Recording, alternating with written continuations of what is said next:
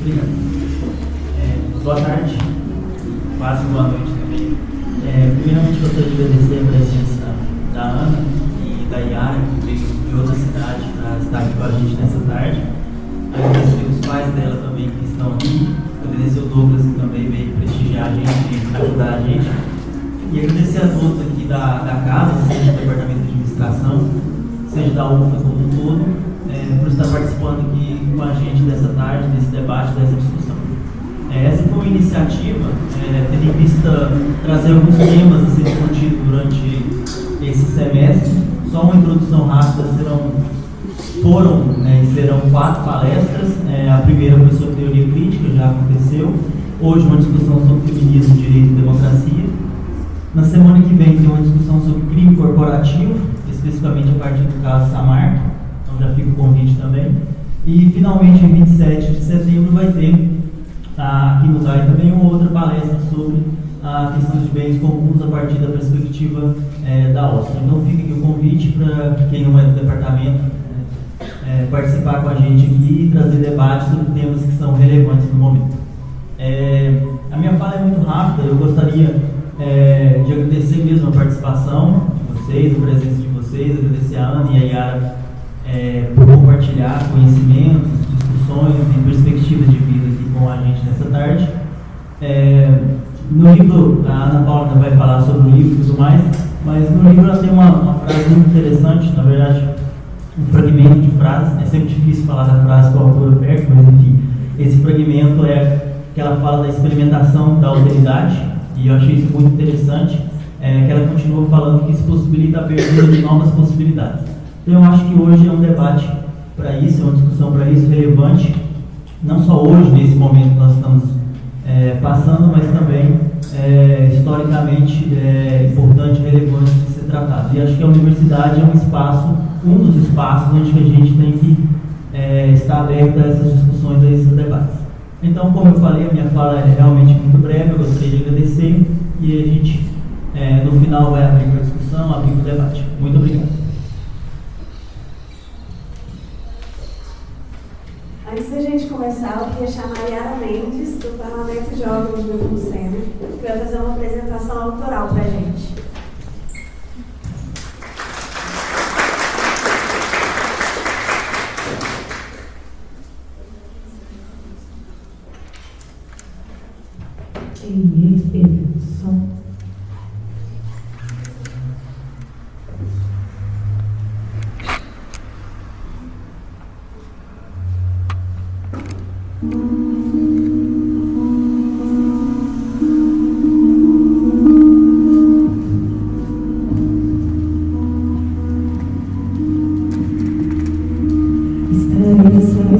Não importa o julgamento, a forma que eu fui julgar. A fome é realidade de muitos brasileiros, mas a fome de espírito é a realidade do mundo inteiro. Na minha visão, na minha humilde opinião, felizmente o Brasil não aboliu a escravidão. Eu não falo só de povo, meu irmão. A falta de igualdade está explícita na sociedade. Eles fazem falso discurso que fazem questão de pregar, engana toda geração. Aqui não, aqui é sangue de Joana d'Arc. Aqui nós para e nós embala e não cega as revolucionárias. Nós não cega as revolucionárias. Mulheres são caladas e meu grito é de desespero. Ganha a carta de alforria, mas continuo com medo. Você continua com medo, mas continuamos com medo. O sonho de vencer ultrapassa meus anseios. A força pra viver diminuiu meus medos. A forma de orar fortalece a luta de quem não vai calar nessa grande disputa. Realidade perversa no paraíso, Adão e Eva. O preço desse erro me fez pagar por mês inteiro. Só mais um desespero de sangrar a vida, mano, ao mesmo sujeito. Fiz dopamina na esquina, a dor invade o peito e já se foi mais uma vida. E eu só penso em respeito pra mim, pra você e pra suas filhas. O sonho de vencer ultrapassa meus anseios. A força pra viver diminuiu meus dedos. A forma de orar fortalece a lutar de quem não vai calar nessa grande disputa. De quem não vai calar. E vem ouvir minha dor. E vem ouvir minha dor. Porque se você sentir, você nem vai querer me ouvir. Porque se você sentir, e dá um salve pra Maria. Obrigada.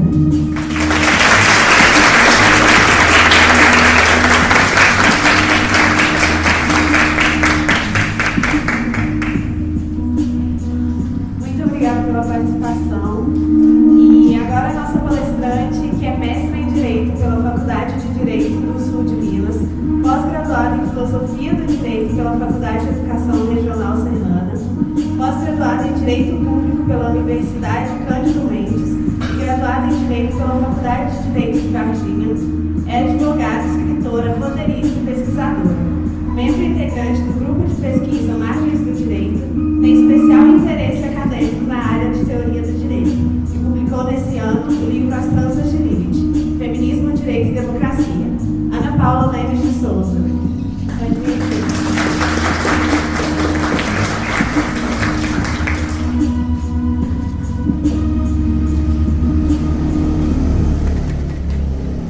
Olá a todas, todos e todas. Boa tarde.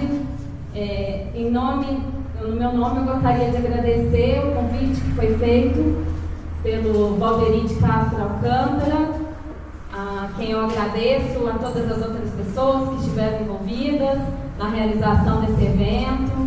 Gostaria de agradecer também a Yara de Nepomuceno. Ela é do Parlamento Jovem e ela trouxe uma música autoral que fala bastante, toca de uma forma bem profunda, assim, nos temas que a gente vai debater aqui hoje.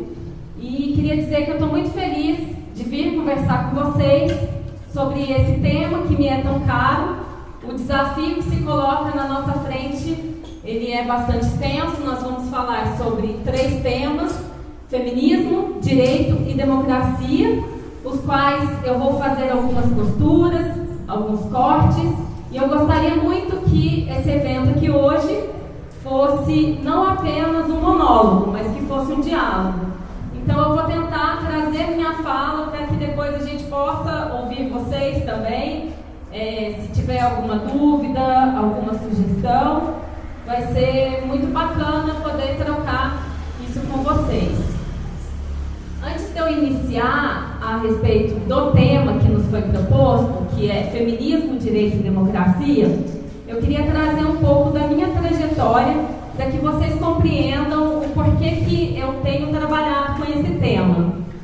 As autoras feministas, no geral, elas costumam ser criticadas como se elas fossem muito egóicas, como se a todo tempo elas estivessem falando sempre sobre elas mesmas.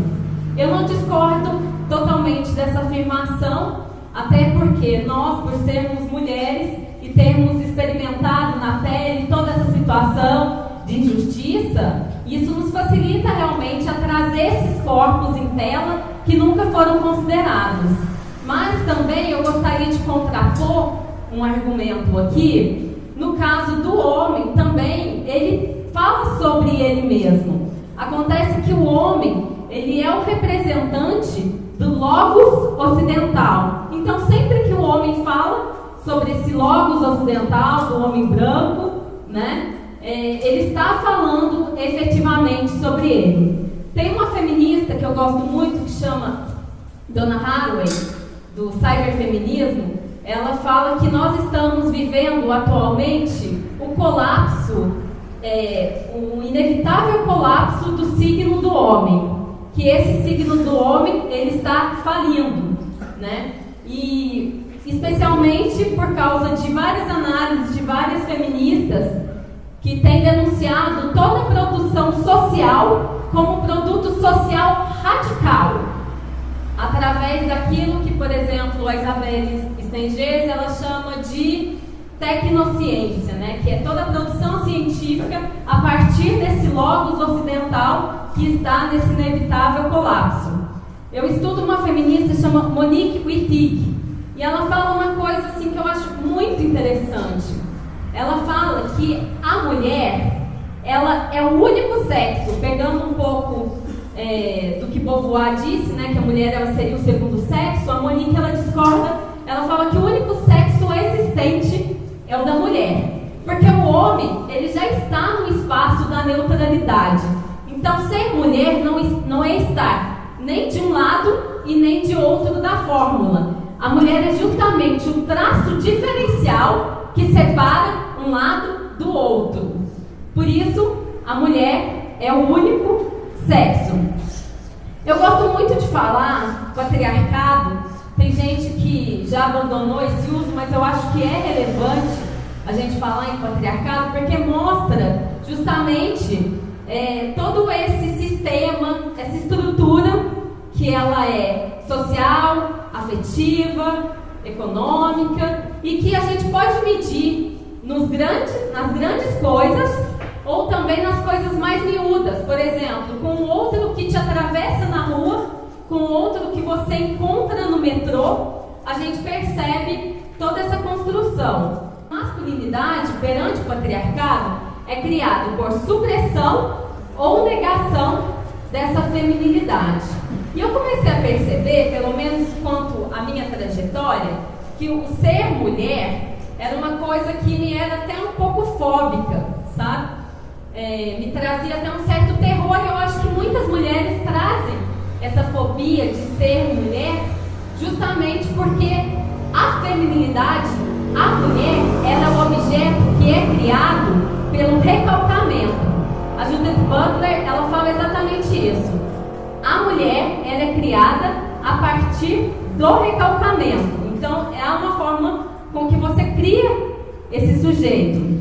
A Judith Butler, ela foi muito massacrada. Eu não sei se vocês sabem, mas ela veio em setembro do ano passado aqui no Brasil para dar uma palestra no Sesc Pompeia. Foi em setembro. E durante o evento eles tentaram impedir que ela viesse a proferir a palestra. Ela é teórica do queering. E na praça, perto do Sesc Pompeia, eles criaram uma fogueira e literalmente queimaram uma boneca representando a teórica feminista, sob gritos loucos de queime a bruxa. A bruxa, no caso, era ela. E eu penso a respeito disso e eu fico com vontade de dizer para vocês que nós ainda somos vergonhosamente medievais, mas eu acho que essa ideia ela não abrange exatamente tudo e todo o potencial dessa ideia. Então, eu gosto muito daquela frase do Bruno Latour que fala: nós nunca fomos modernos. Então, ao invés de eu falar nós somos vergonhosamente medievais, eu quero propor aqui que nós nunca fomos modernos. E a Judith Butler, ela foi muito massacrada, inclusive entre as próprias feministas, porque ela fala uma coisa muito radical e muito interessante da gente entender. Ela fala que o sexo, ele é desde o início gênero, que ele é uma criação mítica, histórica, desse sujeito, mulher, que foi criado ao longo da história pelo patriarcado. E quando ela fala isso, eu fico pensando que, na verdade, o que ela estava fazendo, ela estava preocupada com os efeitos epistemológicos dessa ontologia, dessa metafísica essencialista. Na verdade, ela estava preocupada com isso. O núcleo duro do pensamento dela, o que eu acho que é bem interessante para a gente pensar, é o conceito que ela traz de gênero. Ela fala uma coisa que eu acho também que é brilhante a respeito de gênero. O gênero, ele não é uma representação paródica de uma identidade original. O gay, na verdade, ele é a cópia de uma cópia. Ele é justamente essa brincadeira e essa fina ironia de que uma identidade original ela é impossível e inexistente. E eu fico pensando nisso quando eu falo que ser mulher sempre foi uma coisa muito fóbica, ao menos na minha experiência, na minha trajetória de vida. E eu vou falar uma coisa para vocês, que é uma coisa que eu constatei ao longo dos meus estudos no feminismo. Eu percebi que durante a minha adolescência, eu talvez tenha sido até transgênero, porque eu estava sempre cercada por homens. Eu achava um pouco fóbico, assim, até esse fato de ser mulher, né? E isso me levava a me vestir, a pensar. Tem um livro do Kant que ele fala uma coisa bem interessante, chama Observações sobre o sentimento do belo e do sublime. Claro que eu vou trazer para a linguagem do nosso tempo, né? Eu não vou falar exatamente como ele falou, mas nesse livrinho, que é um livrinho bem curto, ele fala uma coisa bem interessante. Ele fala que o homem, ele tem que ser sempre sublime, nobre e preferencialmente sério. A mulher, ela tem que se preocupar em ser bela, unicamente bela. Ela deve pensar apenas na estrita necessidade de ativar o sublime e o nobre no teu homem.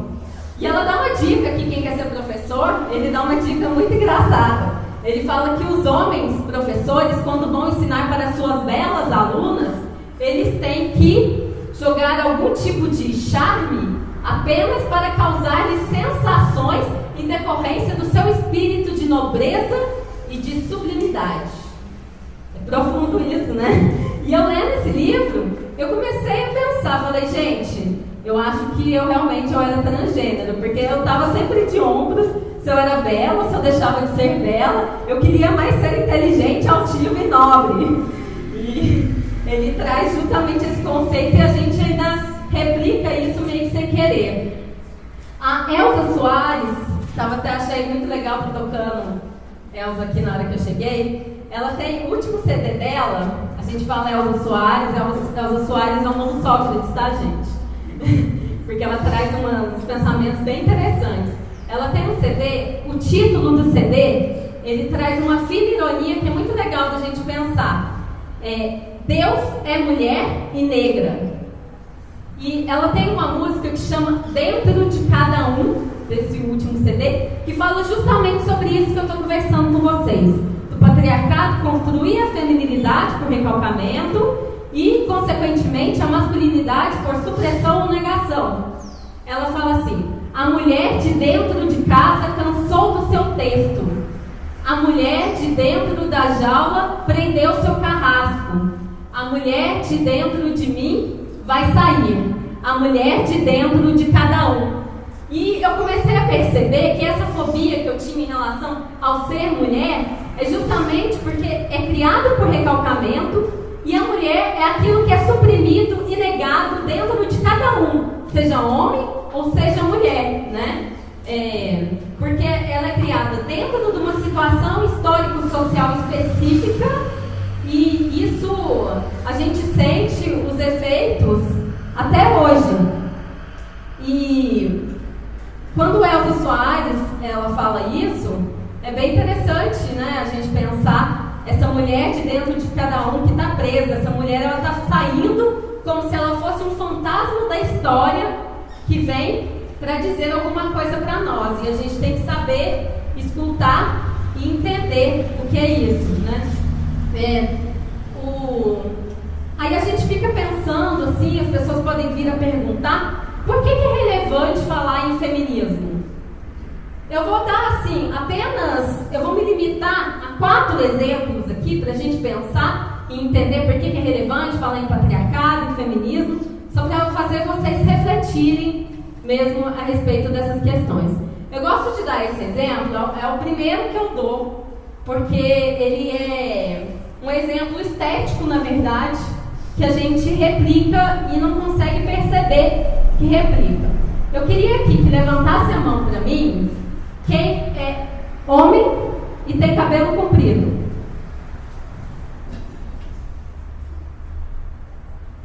Um, dois. O meu marido, ele tem cabelo comprido, sabe? Aí eu gosto de contar essa historinha, ela é bem engraçada. Uma vez a gente foi levar nossa filha num parquinho e uma menina ficou muito encucada, olhando para a cara dele. E eu vi que ela assim, sabe, ela estava querendo perguntar, ela não estava entendendo o que estava acontecendo. E ela muito corajosamente chegou perto da gente, olhou bem para a cara dele e falou assim: você é menino ou você é menina? Aí ele olhou e falou assim, ó, bom, eu sou menino. E aquilo não encaixou muito bem na cabeça dela, né? Como assim um menino de cabelo comprido, né, gente? Isso não faz muito sentido. Aí ela perguntou, mas então por que você tem cabelo comprido? Ela fez essa pergunta do jeito dela. E ele respondeu uma coisa muito interessante, que me fez refletir bastante. Ele falou assim, pelo mesmo motivo que você. E ela ficou assim, cheia de interrogações na cabeça, né? Falou, nossa, como assim o mesmo motivo que eu? E eu acho que naquele momento, ela passou a perguntar para ela mesma quais eram os signos, quais eram as representações que traziam, que faziam com que ela devesse ter o cabelo comprido, né? Eu não sei se vocês sabem disso, mas nesse livro aqui, eu trabalhei com as cosmogonias teológicas, os mitos, né, cristãos, que são os nossos mitos, pelas quais a gente transforma um sistema de diferenças e infinitas diferenças, né? Ou seja, o mito de Adão e Eva, e especialmente o mito de Lilith, que é o que está no espaço não marcado da história cristã. E na Bíblia, gente, a Bíblia, no Antigo Testamento, fala uma coisa muito assim, que acho que ninguém nunca parou para refletir a respeito dessa questão. Fala assim, o homem, por estar mais próximo de Deus, ele deve ter a copa da sua cabeça livre para que ele estabeleça conexão com os céus. A mulher, por ela ser a vergonha, por ela estar em um patamar inferior ao homem, né, ela tem que necessariamente se cobrir com os cabelos compridos. O cabelo comprido, ele repete a cênica do véu. A cênica do véu do sexo que é vergonha por ser mulher.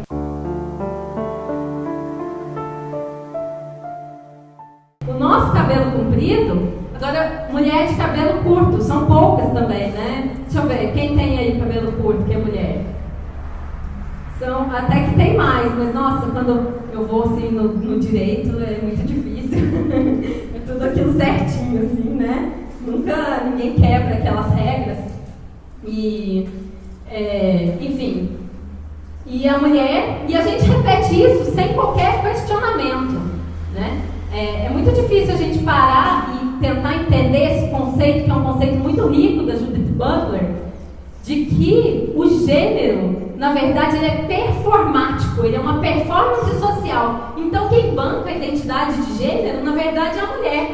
E é uma coisa doida e um pouco até reveladora, é quase um tapa na cara a gente conseguir entender isso e perceber que existem regras que foram criadas há tanto tempo atrás e que a gente simplesmente replica sem qualquer tipo de questionamento, porque realmente são coisas difíceis da gente representar e quebrar com essas regras, né? O outro exemplo que eu queria dar aqui, vocês são um público jovem, né? Mas eu queria saber quem casou na igreja com véu e grinalda. Tem alguém aqui casado? Cada vez que eu vou, eu vejo menos gente casada, gente. Enfim, por que eu estou perguntando isso? A gente repete hoje ainda, dentro da nossa cultura, a cênica do casamento é o quê? O que é a noiva? O Levi Strauss, ele fala que a noiva, ela é o instrumento de troca entre dois clãs patrilineares, através da qual você transforma um não parente em parente, um inimigo em amigo. E vamos repetir, vamos imaginar, fazendo um exercício aqui conjunto comigo, imaginando dentro do cenário da religião. O que a gente vê? É o pai, ou seja, o chefe de um clã patrilinear, levando a sua filha e entregando para um outro chefe patrilinear.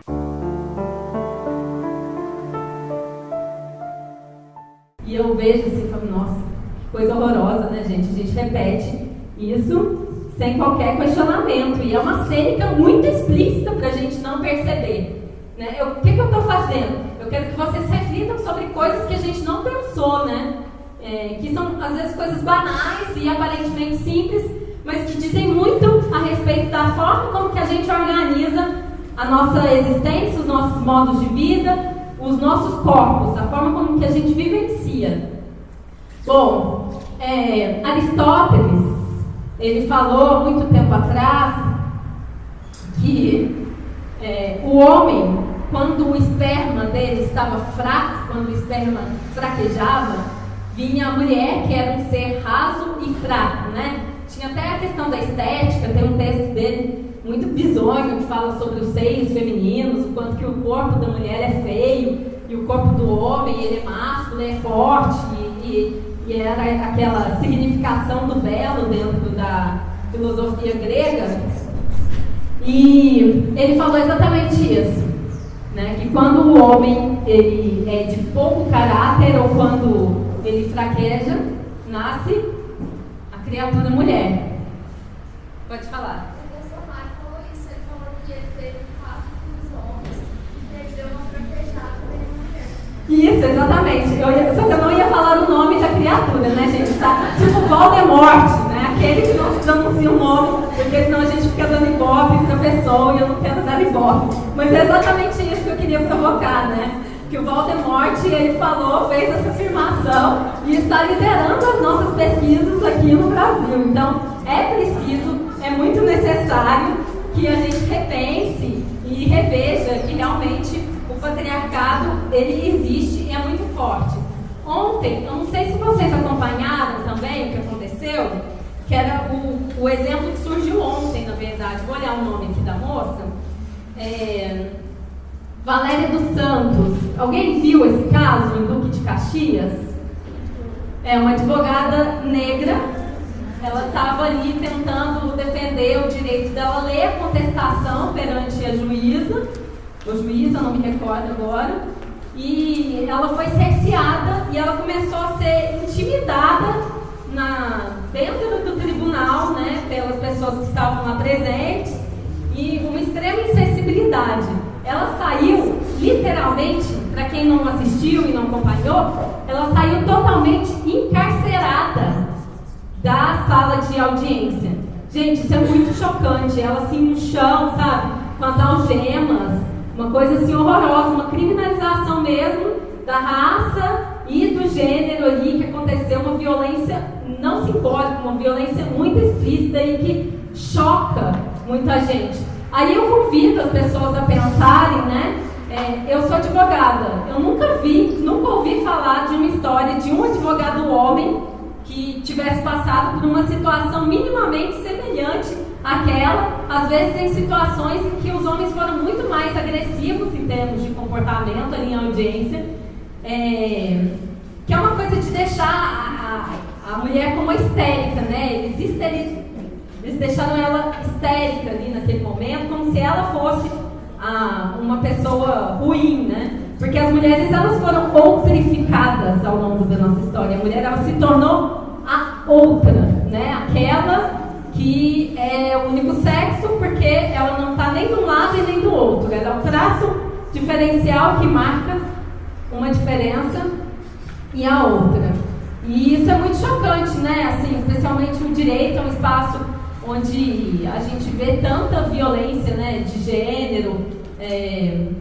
Isso é muito explícito pra gente, e ainda mais ali tinha uma mistura que ainda ela vinha de duas situações, né? Porque além de mulher, ela era negra.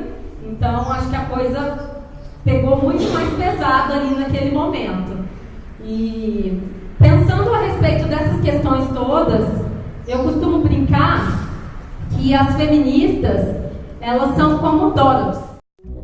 Elas ficam ali no meio do furacão, a casa lá em Kansas, ela dentro desse rodemoinho, e vai destruindo tudo tranquilamente, né? Porque nós estamos destruindo realmente esse signo homem que sempre foi o representante do sistema, né? O representante do logos ocidental. Então, quando as mulheres elas vão falar sobre elas mesmas, as teóricas feministas, elas vêm para contar essa história, elas estão trazendo para a história os corpos que foram desconsiderados dela. Então, nós estamos falando sobre nós mesmas e nós estamos falando sobre nós mesmos para destruir o que vocês falam sobre vocês mesmos.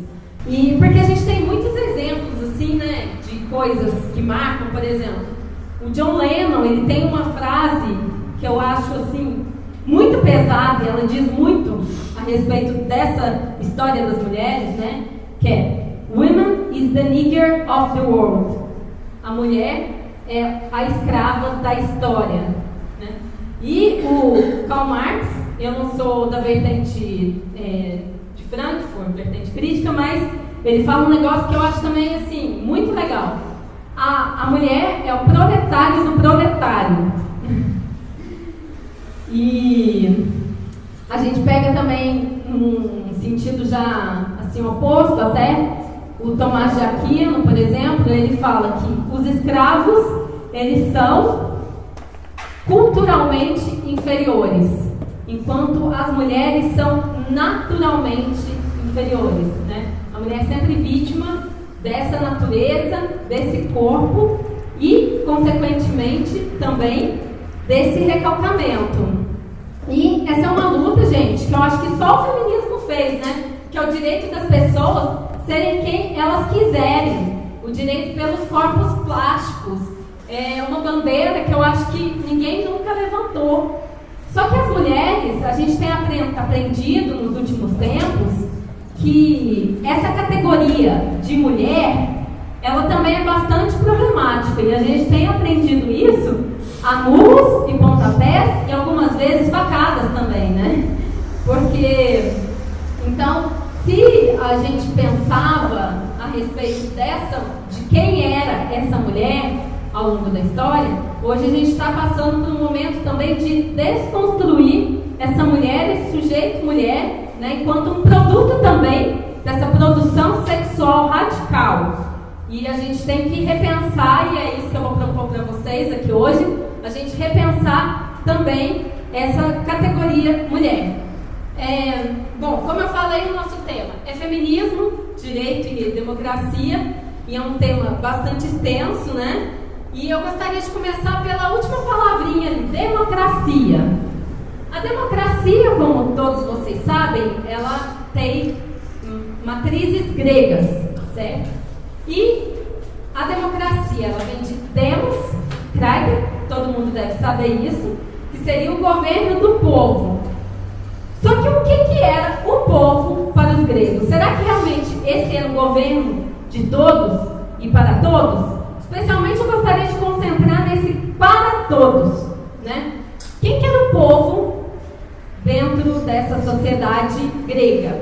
Bom, para ser povo, essa pessoa tinha que ser cidadã, ela tinha que ter nascido na sua cidade, na sua polis, né? Ela não poderia ser estrangeiro, não poderia ser mulher, não poderia ser escravo e não poderia ser animal. Então a gente já tem um tanto de categoria aí, né, de interditos do que seria esse povo para os gregos. E eu gostaria de começar a pensar nisso. Será que eu posso apagar essa luz aqui da frente para a imagem ficar mais clara?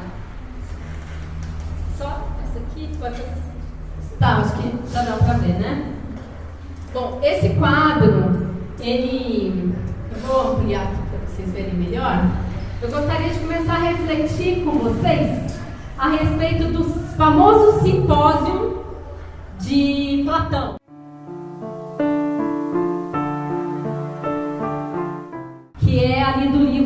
Banquete, lá da República. Bom, nesse livro, o Platão ele vai narrar ali como é que era, como que Sócrates, como é que funcionava ali, né, dentro das escolas lá na Grécia. E os homens estão todos reunidos, né? E um dos personagens lá do simpósio fala assim: tirem as mulheres, que agora nós vamos começar o diálogo e vamos começar a filosofia. Então, a gente pensar na gênese, né, do diálogo, o diálogo como esse fazer filosófico que está intimamente ligado e conectado com a ideia da democracia. Então, tirem as mulheres da sala que agora nós vamos filosofar. Bom, para os gregos existiam basicamente 3 tipos de amores, 3 categorias do amor. Eu queria falar um pouco com vocês, era o Eros, a Filia e o Ágape. Eu gostaria de focar na análise do simpósio dentro do Eros. O Eros seria o amor erótico, né? Para Sócrates, o Eros, ele era sempre o caminho, ele era um caminho mesmo, um método para se chegar a uma essência. Por exemplo, a beleza para Sócrates, ela está sempre conectada não com uma ideia, com uma beleza real, mas sim com uma beleza ideal através da qual o Eros é o caminho para se alcançá-la. Então, dentro da filosofia platônica, a gente tem sempre esse caminho sempre dirigindo a alguma coisa essencial, uma coisa ideal. E isso nos leva a pensar nessa cênica que a gente vê no banquete.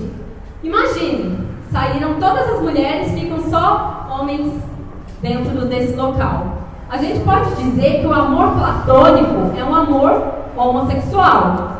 E que a beleza platônica, essa beleza ideal, era sempre a beleza de um homem. Era o corpo do homem que representava e que era o possível de se chegar a essa questão ideal.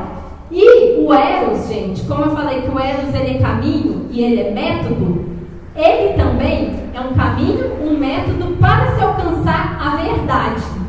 Então, o corpo do homem, e o Eros tem a ver com isso, né, com o desejo.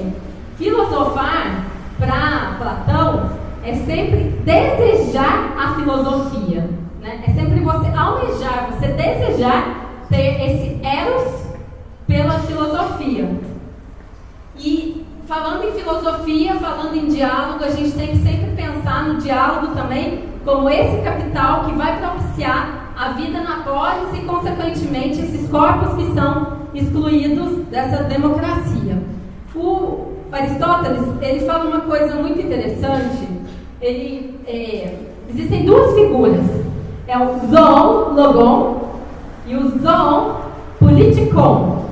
Ele entendia que o homem, por ele ser um animal e por conseguir posicionar a sua fala politicamente, ele se tornava um ser político. E existiam 2 categorias, isso aí o Foucault vai falar lá na História da Sexualidade, que é a zoé e a bios, certo? A zoé é a vida da mulher, do escravo e do animal. E a bios era a vida do homem, que era uma vida privilegiada, que por ele deter um tipo de corpo, um tipo de biologia específica, ele poderia posicionar a sua fala politicamente e ir até a polis e construir uma democracia. E aí a gente já vê a gênese da divisão que a gente sente até hoje nos espaços políticos, que é a questão do homem e a questão da mulher. Porque existia a oikos e a polis, certo? A oikos, o nome até hoje, ele é bem sistemático para nos ensinar que é a oikonomia do lar, que era a oikos, onde as mulheres elas ficavam cuidando das crianças até completarem os seus 12 anos, se fosse homem, ia ser educado na filosofia para um dia vir a construir a sua democracia enquanto um cidadão. E a mulher, ela ficava ali, ela era parideira, né, porque a relação dentro dessa sociedade, ela era homossocial e homossexual, e ela ficava ali cuidando dessas crianças. E tomara que elas soubessem pelo menos se divertirem, né, porque era realmente uma prisão onde elas ficavam trancafiadas. E aqui, ó, esse quadro é de Philip von Foltz, de 1853, mostra justamente isso. O homem é um ser que vai para a polis, né? Que aí já tem a divisão entre o espaço privado e o espaço público, que até hoje é tão massacrante e tão forte na nossa cultura, né? O espaço da fala, gente, é um espaço que naturalmente sempre foi ocupado pelos homens. Então, eu estar vindo aqui conversar com vocês sobre esse tema, eu estou ocupando um espaço que sempre foi delegado aos homens. E as mulheres, elas tinham que ficar na oikos para fazer a economia de casa, cuidar das crianças, ficar ali bordando, né? Esperando os homens voltarem das guerras. Até aquela música Mulheres de Atenas, né? Mirem-se no exemplo daquelas mulheres de Atenas. E a gente mira, infelizmente, até hoje. Quando eu falei que a categoria mulher ela é para ser problematizada, eu quero dizer que hoje o feminismo ele compreendeu que ele tem que ser interseccional, porque ele compreende que existem ao menos 3 fatores ali na história que podem marcar esse corpo. Uma questão é a questão da colonização, a colonização que gera as diferenças de raça. Existe o fator do patriarcado, que gera as diferenças de sexo/gênero, e também, entre aspas, o capitalismo, que gera também as diferenças entre as classes. Então, nós temos ali pelo menos 3 nortes atuando para a gente ressignificar e problematizar justamente esse sujeito mulher, né? Porque o sujeito mulher com M maiúsculo, ele corre o risco de realmente usurpar e roubar aquele lugar do homem, né? O homem enquanto representante do sistema, do logos ocidental. E a gente tem que tomar muito cuidado com isso. O feminismo hoje, ele tem pensado e refletido a respeito dessas questões todas. Então, acontece uma coisa muito interessante. O Sócrates, ele entendia que o regime da fala, ele era o regime prevalente. A gente vai falar um pouco mais pra frente sobre isso, né? Mas a princípio, a gente já pode dizer que o homem, o zoon politikon, aquele homem que ia para a polis construir a sua democracia, ele tinha um tipo de corpo, um tipo de biologia e especificamente o falo. Era o falo que legitimaria esse homem para ocupar os espaços públicos da fala. Até eu trabalho um pouco com essa questão, como que a gente vai caminhando, né, do regime da fala para o falo, que é aquilo que Jacques Derrida chamou de falogocentrismo, né, que é justamente essa mistura do falo com a fala. Bom, eu queria que vocês, então, só para a gente recapitular, Eros, então, é método, é caminho para a verdade, certo? E a democracia, para os gregos, seria almejar e desejar essa democracia, porque ela estava ligada ao Eros, a esse amor erótico e a esse desejo por esse espaço.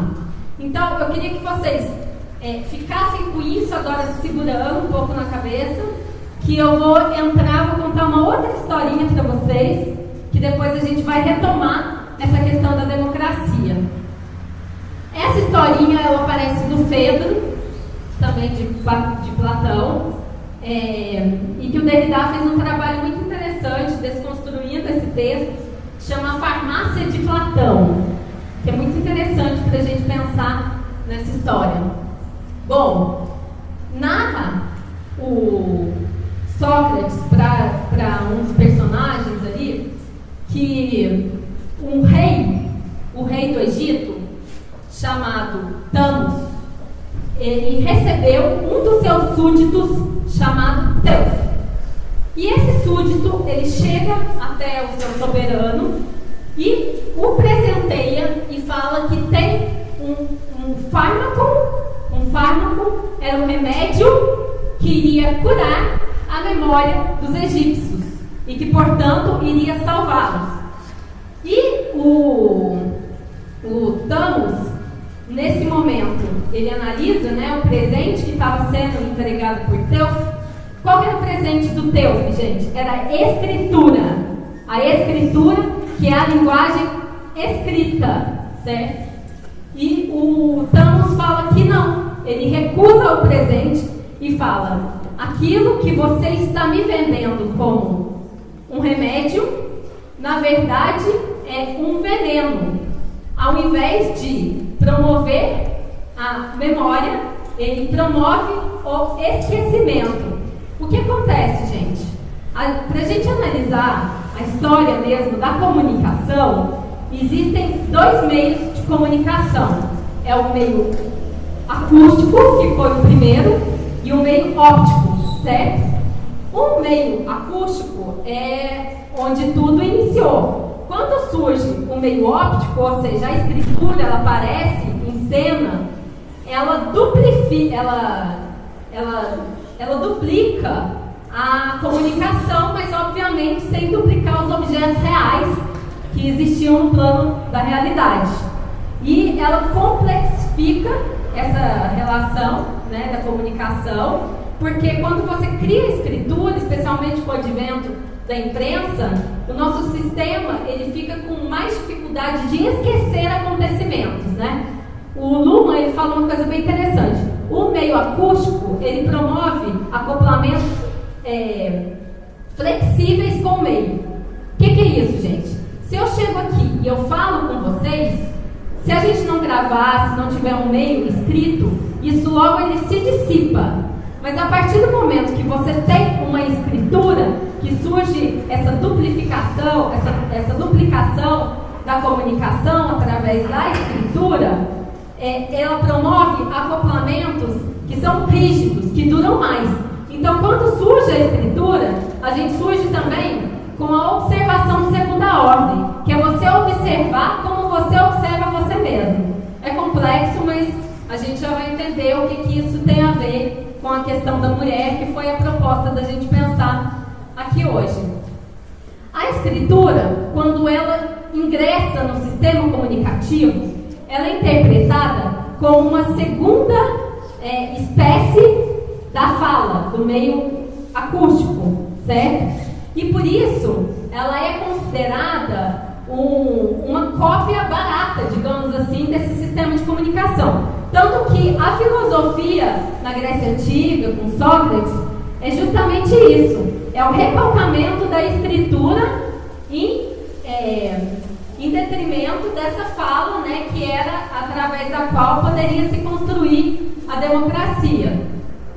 E essa escritura, quando ela ingressa no sistema comunicativo, ela sofre esse recalcamento, ela é considerada como inferior. E com a mulher acontece exatamente a mesma coisa. No livro História da Sexualidade, do Michel Foucault, ele analisa uma coisa muito interessante. Lembra que eu falei para vocês que existia, que tudo começou ali na Grécia Antiga, através da polis e da oikos, certo? Ele vai falar o seguinte, que a gente passa na modernidade de um regime de sangue, que é o que eles chamam de thanatos política, para um regime do controle dos corpos, que é a biopolítica. O que acontece? Na antiguidade, o homem ele tinha o poder sobre a vida e a morte da mulher, do escravo e dos animais. Então, se a mulher ela viesse discordar qualquer coisa ali, ele poderia vir e simplesmente matar essa mulher, porque ele tinha ali o regime do gládio, que a gente chama, né? Que é o regime e o controle sobre a vida e a morte dos súditos, que vem lá também de Roma, né? Que é os submanos, aqueles que estavam submanos, que eram o pater potestas e o pater familias, né, que era o regime de organização familiar, onde tinha esse patriarca que tinha o poder sobre a vida e a morte das pessoas. E quando a gente vem para a modernidade, o direito ele passa a se complexificar e começam a surgir demandas para que houvesse proteção para as pessoas. Então é quando efetivamente a mulher ela sai e passa a ocupar a forma que antes era ocupada apenas por homem/outro. Quando a mulher ela entra nesse lado outro, ela é interpretada primeiro como uma castração, como uma representação parasitária de uma forma perfeita, que é o homem. A mulher é aquilo que vem de fora para bagunçar e digamos, criar um tumulto naquilo que está dentro, né? Também tem essa dentro, fora, tem várias questões, várias diferenciações que elas nascem a partir daí. E justamente por a mulher ser como a escritura, ser aquilo que causa duplicidade e que causa essa bagunça dentro desse sistema, ela é recalcada. E justamente por ela ser dúplice, que ela é detida, que ela é possuída pelo poder, para que ela seja efetivamente recalcada, porque ela está tanto de um lado quanto do outro, né? Ela que faz essa diferenciação. Então, quando a gente vai para a modernidade e surge, a gente tem Mary Wollstonecraft, que é quando começou a surgir o feminismo, a mulher é interpretada como uma representação parasitária e inferior do homem, como o homem castrado, né? Tem até dentro da biologia um modelo muito famoso, que era muito debatido, tinham vários livros científicos da época, que é o One Model Sex, que é o modelo do sexo único. O corpo da mulher ele era interpretado dentro da ciência, inclusive, como um homem ao contrário, né? Até o útero era os testículos do homem, tinha toda uma teoria que foi construída em cima disso, porque a mulher, quando ela vem reivindicar o seu lugar nessa polis, quando ela fala, eu posso vir, usar a minha fala e também ser sujeito de direitos, a gente efetivamente é interpretado como o homem castrado. E só para fazer uma brincadeirinha com vocês aqui, Freud, ele falava que inclusive daí vinha o fetiche da lingerie, que muitos homens têm, né? Porque enquanto a mulher está com a lingerie, na verdade ela ainda é uma possibilidade de um homem, né? Ainda ela é justamente por essa castração que é promovida pelo patriarcado ao longo da nossa história, que é uma coisa que faz até bastante sentido, né? Então, quando o Teof ele vem oferecer a escritura, o Thanos ele simplesmente nega, ele fala, não quero, ele devolve, porque ele possui, ele começa a ser dono daquela diferença, e ele fala que aquilo que é o fármaco, que era vendido como remédio, por complacência aos filhos, foi vendido, na verdade, é o veneno, né? Porque se você for pensar, é exatamente isso, né, gente? Ó, fármaco, a farmácia, a drogaria, o termo não é dúplice? Ela não pode ser ao mesmo tempo droga e remédio, né? E o que o patriarcado faz, e o que o rei Thanos fez nesse momento, é exatamente isso. É estabelecer uma comunicação entre esses valores dúplices e passar a deter e ser dono desse lado da fórmula, porque o outro termo ele deve ser recalcado. Eu falei que a gente tem a passagem justamente desse regime, né, da Thanatos, depois a gente tem a anatomopolítica e finalmente a gente tem a biopolítica. A biopolítica é o que o Foucault vai falar, que é o regime do sexo, que é o que vai controlar não mais a vida e a morte das pessoas, mas o controle que o poder exerce sobre a vida das pessoas. Gente, é muito simples a gente pensar na biopolítica, ela está aqui, né? Quando você tem, por exemplo, uma estética predominante, a indústria farmacêutica, a indústria médica e vários tipos de indústria, as escolas, os cabelos, né, como eu comecei aqui dando um exemplo, isso tudo são mecanismos através do qual o poder ele atua sobre o indivíduo de forma a efetivamente dominar um desses polos. Por exemplo, quando você diz que uma mulher ela não pode abortar, você está fazendo uma biopolítica e na sua esfera pior, que é a esfera do racismo biológico. Sabe o que é o racismo biológico para Foucault? É dentro da biopolítica, quando você não mais mata, mas você deixa morrer.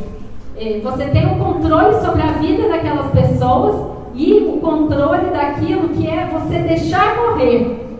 Então, gente, quando a gente fala, por exemplo, no aborto, é uma hipocrisia imensa, né? Porque o aborto ele acontece independente de ser proibido ou não. É uma forma através da qual o poder deixa as mulheres que não conseguem abortar morrerem. É um mecanismo do biopoder que a gente não costuma questionar muito. Quando você diz quantos filhos a mulher deve ter, como ela deve se vestir, como ela deve se portar, isso tudo são mecanismos através do qual o biopoder atua. Vocês já pararam a pensar como é que seria a religião sem o sexo? Alguém já refletiu a respeito disso? Vocês já imaginaram que loucura que seria para a religião não existir o sexo? O Foucault, ele fala uma coisa, que a confissão é o modo através do qual a gente transforma a sexualidade em um discurso. É através dessa confissão que você efetivamente enquadra o outro dentro da sua própria lógica. E a gente vê, por exemplo, no Renascimento, no concílio papal que teve, né? Existiam os manuais dos confessores, e dentro desses manuais ensinava, inclusive, como eram as posições sexuais que deveriam ser realizadas. E quando a gente começa a ter o capitalismo, né, tem até uma teoria assim, que é do controle do esperma, que é a mesma lógica do capital. Tem que ser pouco, tem que ser pontual, tem que ser para procriação. E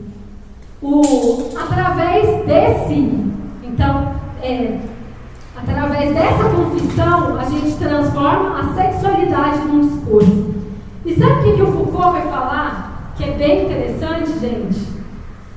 Nós achamos que por estarmos numa democracia, nós devemos delatar a nossa sexualidade. Nós devemos falar sobre ela com todos, com o maior número possível de pessoas.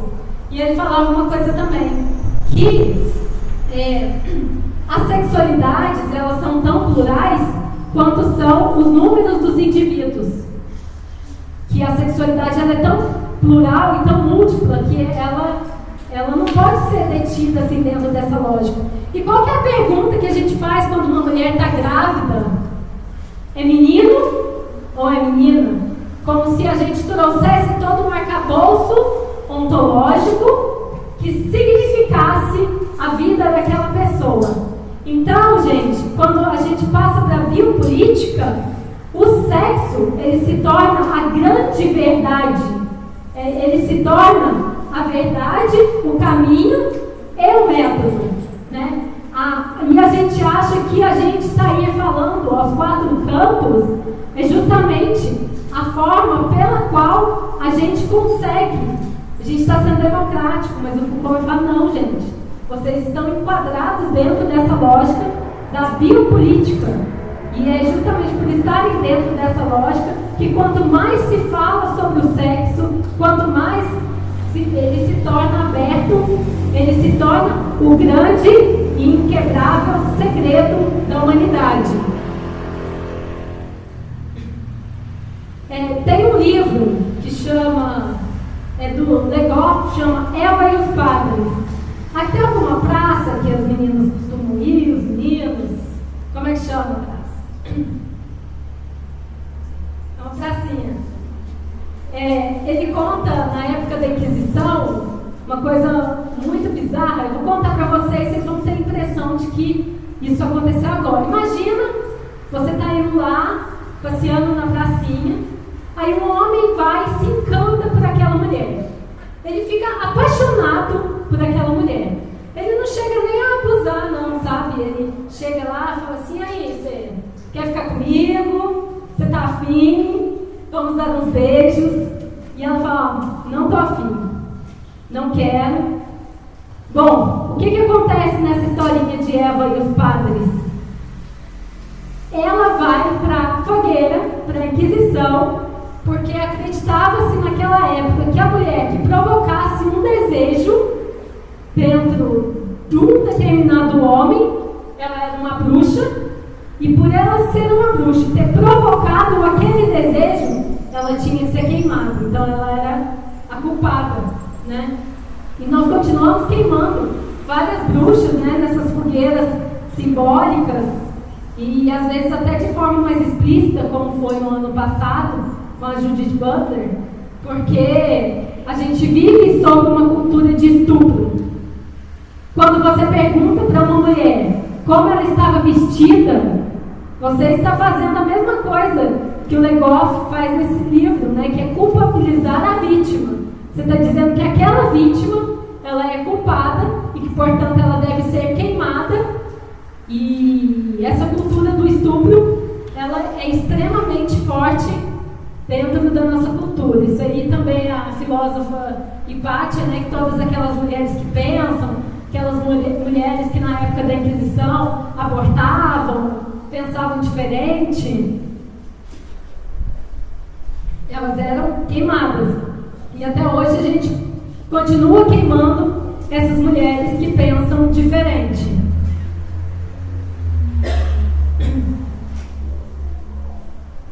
Eu trouxe isso aqui para vocês verem. Eu não sei se vocês conhecem, está no livro do Gilberto Freire. Do Debré, ele fazia ilustrações aqui no Brasil, na época da Brasil Colônia, né? Aí tem olha a imagem, certo? Isso aí é exatamente o patriarcado. O pai, a esposa, os escravos, as crianças. Aí o Balzac vai falar uma coisa bem interessante, né? A mulher casada é uma escrava que é preciso saber colocar no trono. Gente, até 2005, eu não sei se vocês sabem disso, porque isso é do ramo do direito, mas provavelmente alguém já ouviu falar, mas se o estuprador ele casasse com a vítima, ele era isento da culpa, então ele não era penalizado. E se ele arrumasse casamento para ela também, viu, gente? Se ele falasse com um amigo, então eu não consegui me conter, a culpa simplesmente era retirada dele. Ele era uma situação de excludente de ilicitude. E a gente não precisa ir muito longe para pensar, né, gente? Até 67, por exemplo, o Estatuto da Mulher Casada, se a mulher quisesse estar aqui hoje, como vocês estão, tá vendo que tem um público composto mais por mulheres, mas para ela estudar, ela tinha que pedir autorização para o marido. E se o marido dissesse não, ela tinha que ir até o juiz, e o juiz queria decidir. O juiz também é uma autoridade patriarcal, para decidir se ela poderia ou não poderia. Dentro da Constituição, a gente tem uma concepção biologista da paternidade. O que é isso, gente? A gente não permite que o casal, a gente tem uma vivência compulsória da maternidade. Em vários países da Europa, por exemplo, o casal pode decidir de mútuo acordo quem vai vivenciar e experimentar a maternidade, não necessariamente a mulher. Isso pode ser dividido. A nossa Constituição, ela fixa a concepção biologista, né? O pai é aquele que são 5 dias, né, que o pai pode ficar com o filho, enquanto a mãe são 120 dias. E o pai é aquele que ganha só esses dias para poder registrar a criança, né? Então a gente tem vários mecanismos hoje dentro do direito que mostram esse patriarcado e vários exemplos na sociedade que eu poderia dar a esse respeito. Bom, aqui eu vou falar um pouco sobre na modernidade, então só para a gente recapitular, a gente tem que o eros é o desejo, o eros é o método, o amor, né, que era o amor erótico, ele é a verdade. A partir da modernidade, a sexualidade se torna o método, o caminho e a verdade. E o direito e a política, no medievo, a gente tinha um direito que era extremamente pluralista.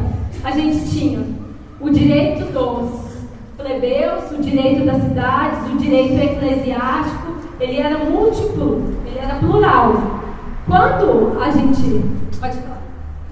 Voltando só um pouquinho sobre o que você falou, teve uma vez que eu estava conversando com uma pessoa, ela falou assim sobre a desigualdade salarial entre os gêneros, né?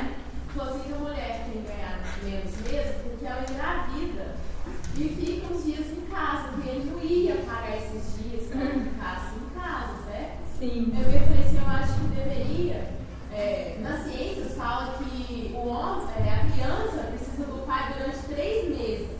Eu acho que deveria ser feita uma lei em cima disso, sabe? Que o homem pudesse ficar mais tempo para tirar também essa coisa que as pessoas falam que mulher tem ganhamento, que engravida. Sim, como o homem ele é um neutro dentro dessa lei, dentro da lei trabalhista, dentro da Constituição, eu volto a falar aqui, né, gente, o que a gente está fazendo aqui é refutar a neutralidade epistemológica do direito. Então, quando a gente coloca o homem como neutro para definir aquela lei, a mulher ela é vista como uma desvantagem, né? E isso afeta, inclusive, a forma como que as pessoas vivenciam a família e a forma como também o sistema, todo o sistema trabalhista, ele vai se organizar em torno disso, porque você não permite que seja, você ainda tem esse sujeito mulher fixo, e esse sujeito mulher fixo não é o neutro, é aquele justamente que foi neutralizado, por isso é visto como uma desvantagem para o empregador, né? A forma como que a biopolítica atuando. Bom, ficou claro para você?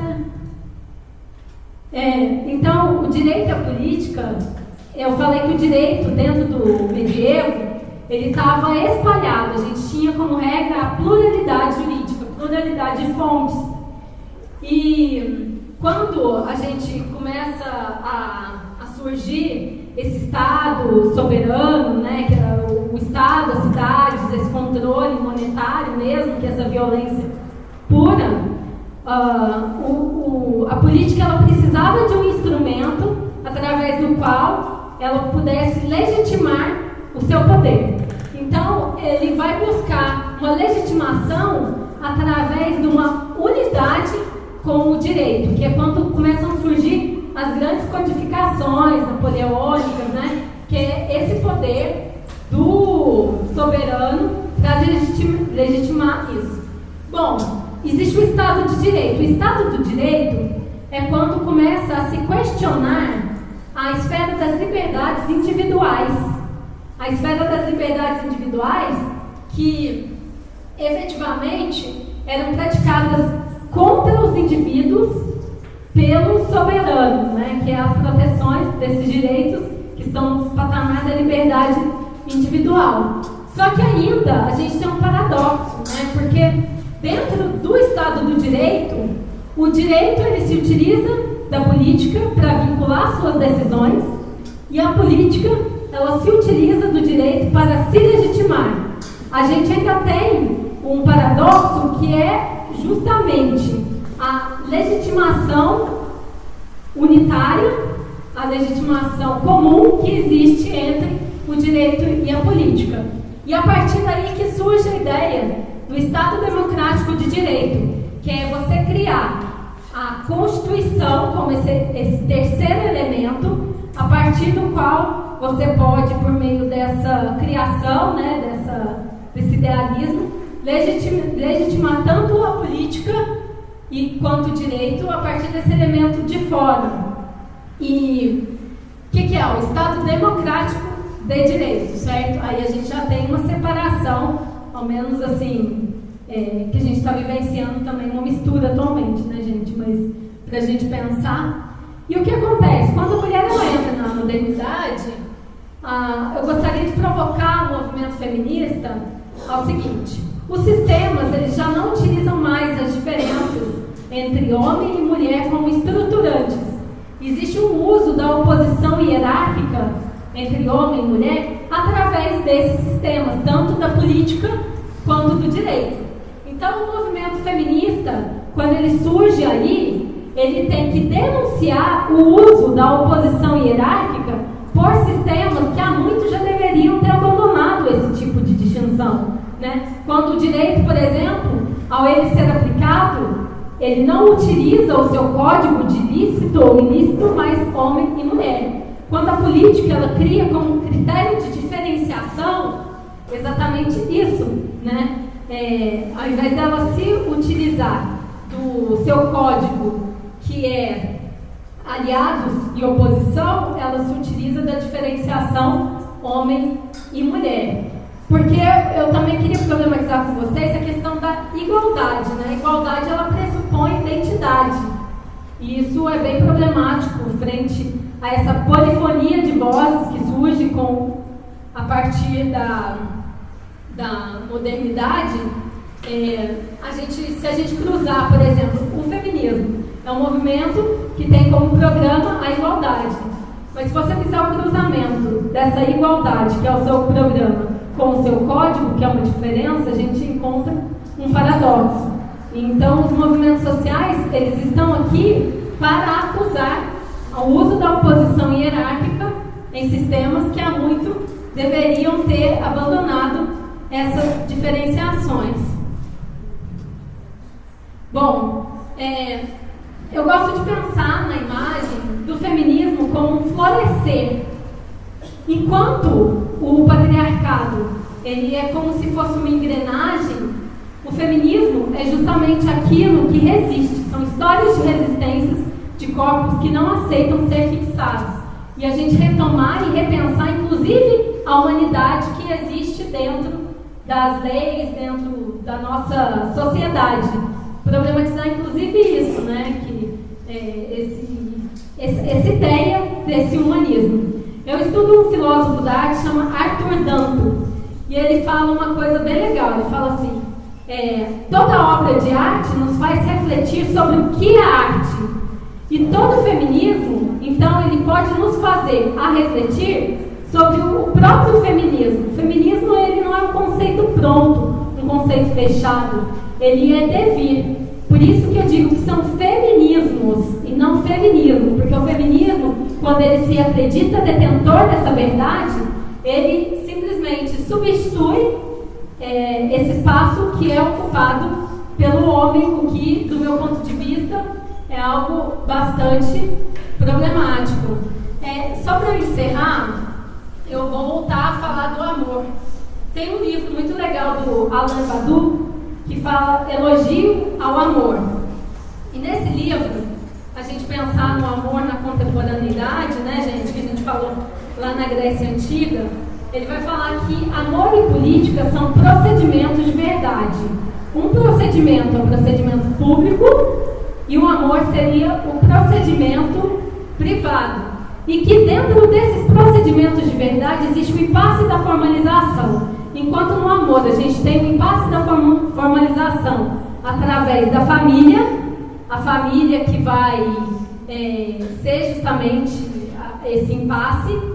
Dentro da política nós temos o Estado, que é um conceito bem problemático, né? E quando ele fala a respeito disso, ele fala também sobre esse poder criativo de lidar com essas diferenças, com essa polifonia de vozes. O amor é através do qual a gente consegue recriar e reinventar de forma criativa um sistema de diferenças entre duas pessoas. E dentro da política, a gente tem a luta contra o inimigo como constituinte desse fazer político, que são esses outros corpos, essas pessoas outras, e o respeito a essas singularidades que são os infinitos outros. Então, gente, se antigamente o Eros era o caminho, era o método e era a verdade, e na modernidade é a sexualidade que assume esse papel, somente com a confissão da democracia, a gente pode buscar uma redemocratização da nossa sociedade, que é guardando o nosso sexo sob não um segredo, mas um silêncio. Obrigada a todos.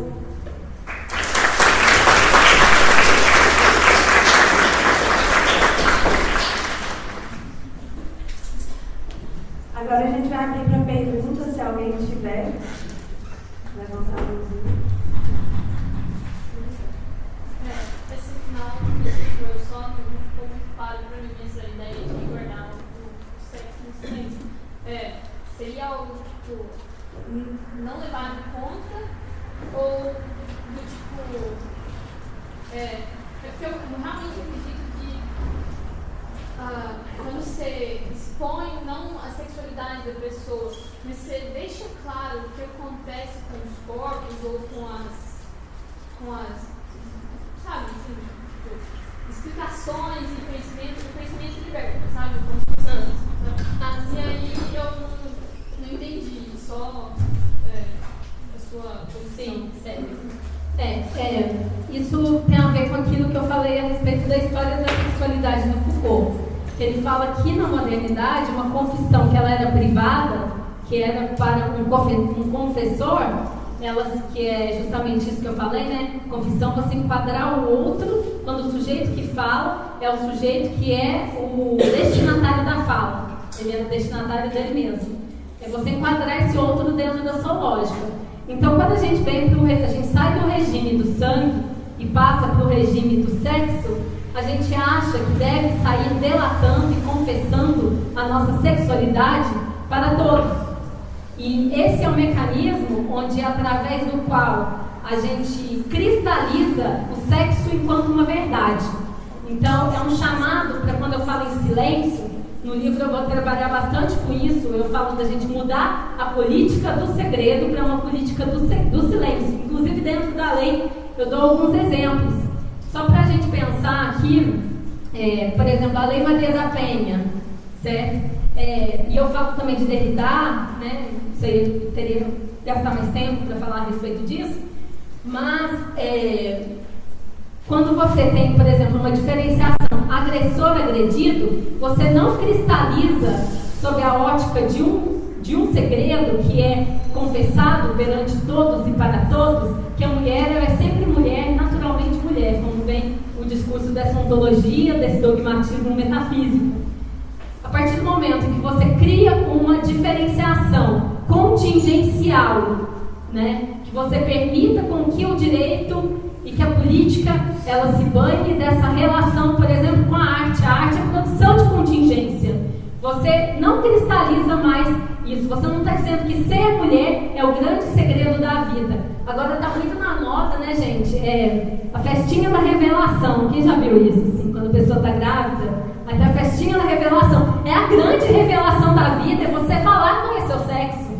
Né? É mais assim, eu estou bi, eu estou muito sexual, eu estou assexual, que é essa esfera da democracia onde você tem um espaço para todos, inclusive aqueles que não aceitam o sistema da sexualidade.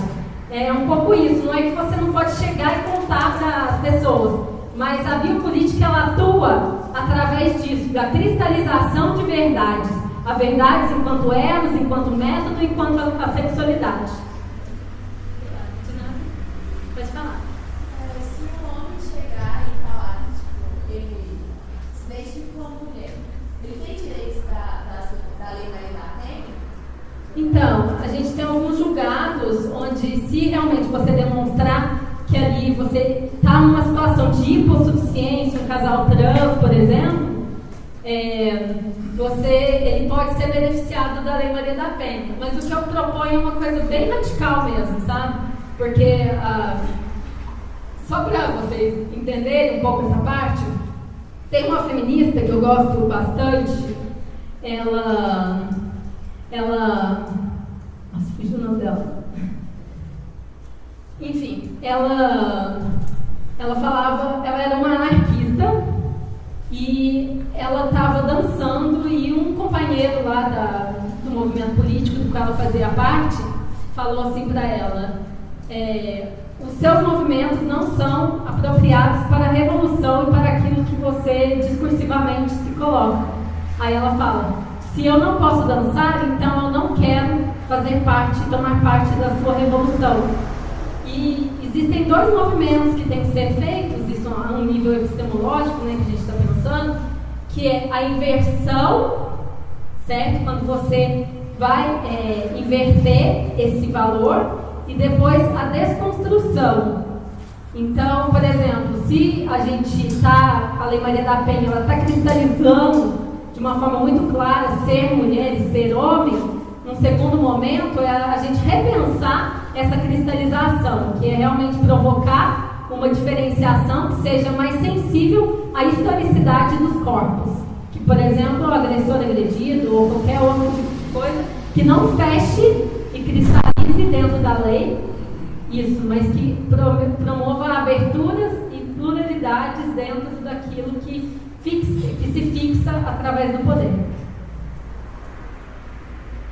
Tem mais alguma questão? Alguém gostaria de fazer algum comentário? Eu tinha um professor de filosofia e a mulher dele estava grávida. Aí eu perguntava para ele o que era o bebê. Aí ele falou assim: por enquanto é menino, mas depois eu vou deixar isso sim. Sim, porque assim, claro que existe o sexo biológico, né? Mas a gente trata isso como uma grande verdade. A verdade da vida é você ser daquele sexo ou ser daquele outro sexo. Isso é bem perverso. Até porque, né, gente, as teorias feministas, assim, mais contemporâneas, elas mostram que realmente existe uma descontinuidade entre sexo, gênero e sexualidade. Existem muitos casos de pessoas, por exemplo, que são transgêneros e que são heterossexuais, por exemplo. Né? Isso é plenamente possível e até, digo, muito comum. Só que a gente fica com essas essencializações e a gente cristaliza isso e não permite esse modelo mais dialógico dentro dessas subjetividades. Pode falar. É que eu não entendo como ficaria nessa fluidez de gênero, essa fluidez da sexualidade em si, mas eu acho que é mais uma questão de fluidez de gênero, as particularidades das lutas, enquanto a mulher bissexual, dentro do movimento LGBT, quando ela não pode categorizar que ela é uma mulher bissexual ou mulher trans, a luta dela e com a mulher heterossexual também, em questão de direito. Sim. Como que eu vou trabalhar isso em questão de direito da mulher, que é o que eu estou trabalhando? Quando eu trabalho essa fluidez, como que fica exatamente a questão da relacionamento? Sim. Isso tem sido pensado, não sei se vocês conhecem Djamila Ribeiro, do Lugar da Fala. É um pouco exatamente isso, né? O lugar da fala é esse regime de autorização discursiva que é conferido dentro desses vários recortes a várias pessoas. Por exemplo, até o movimento feminista mesmo, né, gente? As mulheres brancas, quando elas estavam lá reivindicando o direito de trabalhar, as negras já eram escravas e já trabalhavam em regimes múltiplos de jornada há muito e muito mais tempo, né? Então, você reconhecer essa pluralidade não é desconsiderar as fatias e as intersecções que existem, especialmente quando a gente fala de política pública. Porque quando a gente fala de política pública, que eu acho que é a área aqui da maior parte de vocês, se você desconsiderar, por exemplo, tem um exemplo bem interessante, o número de violência das mulheres brancas, se você for analisar o número da violência contra as mulheres negras, e você vê que efetivamente na prática, uma política pública ali que é efetiva para determinada secção, determinado lugar da fala, né, para falar um pouco com o Djamila nesse ponto, é porque você tem que considerar também esses múltiplos cortes e recortes, né? Quando eu falo da pluralidade dessas identidades, eu estou pensando num nível epistemológico, construtivo, que nunca está fechado, que faz parte da historicidade a gente permitir essa abertura posturas. Porque, por exemplo, no direito, eu vejo que dentro, por exemplo, quando o juiz vai decidir, se você não cristaliza, por exemplo, que a mulher que tem que ficar em casa, tem que vivenciar, experimentar a maternidade, mas que o homem pode também vivenciar e experimentar essa maternidade, quando você coloca esse caráter contingencial, o juiz ele vai poder ter mais liberdade de decidir dentro daquele caso específico, considerado esses múltiplos recortes e intersecções que existem nessas singularidades, mas sem nunca, claro, silenciar ou fazer fatias e tomar o lugar da fala desse logos ocidental do homem branco.